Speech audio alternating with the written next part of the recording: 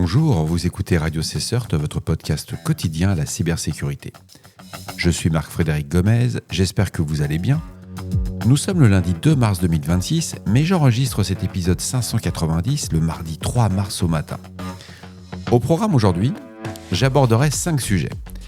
Premièrement, l'alerte du NCSC britannique sur le risque cyber iranien lié au conflit du Moyen-Orient.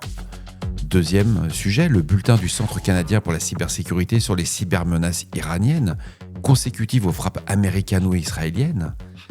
La troisième concerne un avis du CERT-FR avec des vulnérabilités dans MISP.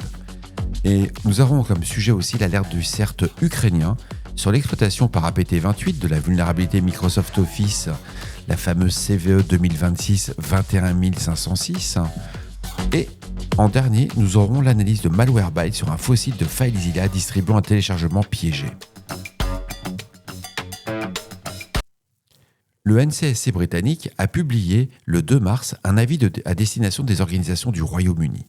Le NCSC estime que la menace cyber directe de l'Iran envers le Royaume-Uni n'est pas significativement élevée à ce stade. En revanche, le risque indirect est jugé quasi certain pour des organisations disposant d'une présence ou de chaînes d'approvisionnement au Moyen-Orient.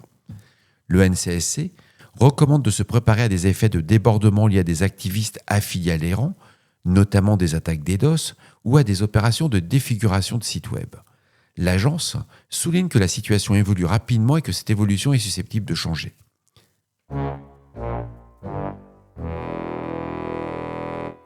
Dans le même contexte, le Centre canadien pour la cybersécurité a publié un bulletin dédié aux cybermenaces iraniennes dans le contexte des frappes menées par les États-Unis et Israël. Ce bulletin identifie 4 axes de riposte iraniens probables. Des cyberattaques contre des infrastructures essentielles, des opérations d'information de harcèlement en ligne du personnel militaire et la répression de la diaspora et des communautés d'activistes. Le Centre canadien souligne que les acteurs iraniens sélectionnent de façon opportuniste des réseaux d'infrastructures essentielles mal sécurisés partout dans le monde, y compris dans les secteurs de l'énergie et de la gestion de l'eau. Les techniques utilisées incluent l'exploitation de vulnérabilités connues, le piratage psychologique sophistiqué, les attaques DDoS, le déploiement de rançongiciels et de maliciels effaceurs. Le Centre canadien indique également que les activistes pro-iraniens cibleront probablement le Canada en raison de son appui public aux opérations militaires américaines et israéliennes. Bref, rien de nouveau, on est sur un risque physique, de sûreté. On aura des effets de bord, c'est sans doute, mais pour le moment, ils ont d'autres sujets.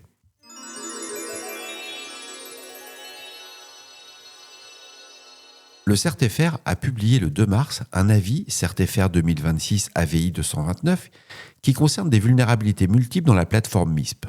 Les versions affectées sont MISP antérieures à la 2.5.33 et les modules de MISP antérieurs à la 3.05. Les risques identifiés sont le contournement de la politique de sécurité, la falsification de requêtes côté serveur, les SSRF, et l'injection de code indirect à distance via des XSS. Pour les équipes opérant des instances MISP, en particulier dans les SOC et dans les équipes de réponse à incidents, la mise à jour est fortement recommandée sans délai. C'est d'autant plus critique dans le contexte actuel où MISP est un outil central pour la diffusion des indicateurs de compromission liés à la menace de la situation géopolitique au Moyen-Orient. C'est le CERT-FR qui le dit. Le CERT ukrainien a documenté une campagne attribuée au groupe APT28, également connu sous le nom de UAC 0001, exploitant la vulnérabilité CVE 2026-21509 dans Microsoft Office. Le score CVSS, il n'est pas très élevé, il est à 7.8. C'est une vulnérabilité qui va permettre un contournement des protections OLE dans Microsoft Office via des fichiers RTF spécialement conçus. L'ouverture du document suffit à déclencher l'exécution du code malveillant sans aucune interaction supplémentaire de l'utilisateur. La chaîne d'attaque observée commence par un document Word piégé. L'ouverture va déclencher une connexion WebDAV vers un serveur externe suivi du téléchargement d'un fichier LNK contenant du code destiné à déployer un exécutable. 2 variantes de la payload ont été identifiées. Il y a Minidor, un outil léger de vol d'email, et Pixie NetLoader, un loader plus complexe déployant le framework Covenant Grunt pour l'accès persistant. Plus de 60 adresses email associées aux autorités exécutives ukrainiennes ont été ciblées. Les métadonnées révèlent qu'un document LOR a été créé le 27 janvier 2026, soit un jour après la divulgation de la faille par Microsoft. La recommandation est d'appliquer immédiatement le correctif Microsoft pour la CVE 2026 21509 et de surveiller les connexions WebDAV inhabituelles.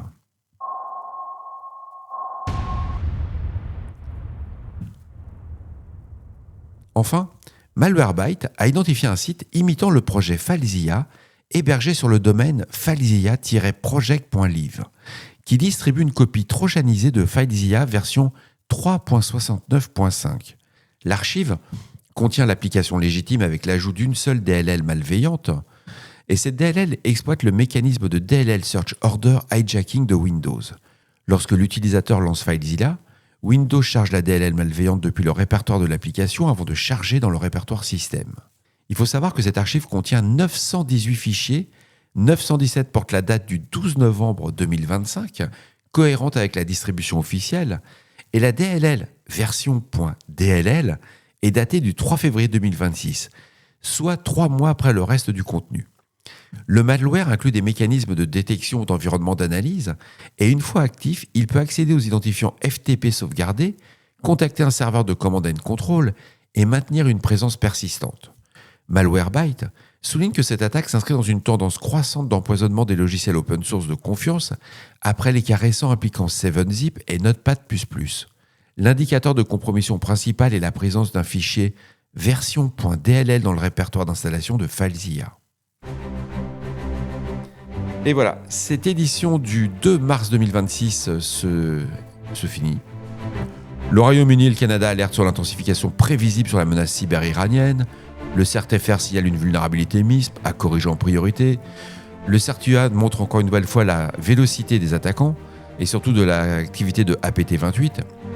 Et Malwarebytes met en garde tous les utilisateurs de FileZilla s'ils ont distribué cette version via le faux site. Tous les liens vers l'ensemble des sources sont dans les notes de l'épisode. Comme toujours, n'oubliez pas, on ne réfléchit pas, on patch. Et à tout à l'heure pour un nouvel épisode. Au revoir.